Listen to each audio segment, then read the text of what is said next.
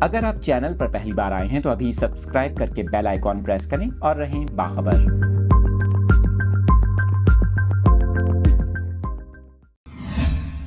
تفصیلات شیئر کریں گے اپنے ناظرین کے ساتھ۔ محکمہ موسمیات نے ملک بھر میں مزید بارشوں کی پیشگوئی کر دی۔ آپ کو بتائیں لاہور، قصور، ملتان سمیت پنجاب کے مختلف علاقوں اور شمال مشرقی بلوچستان میں بارشوں کا سلسلہ جاری ہے۔ محکمہ موسمیات کا یہ کہنا ہے کہ آئندہ 24 گھنٹوں کے دوران ملک کے مختلف علاقوں میں تیز ہواؤں اور گرج چمک کے ساتھ مزید بارشوں کا امکان ہے۔ محکمہ موسمیات کے مطابق مغربی ہواؤں کے باعث آئندہ 24 گھنٹوں کے دوران اسلام آباد، پنجاب، شمال مشرقی بلوچستان، خیبر پختونخوا، گلگت بلتستان اور کشمیر میں بارش متوقع ہے۔ اس کے علاوہ محکمہ موسمیات کا یہ بھی کہنا ہے کہ سندھ کے بیشتر اضلاع میں موسم خشک رہے گا۔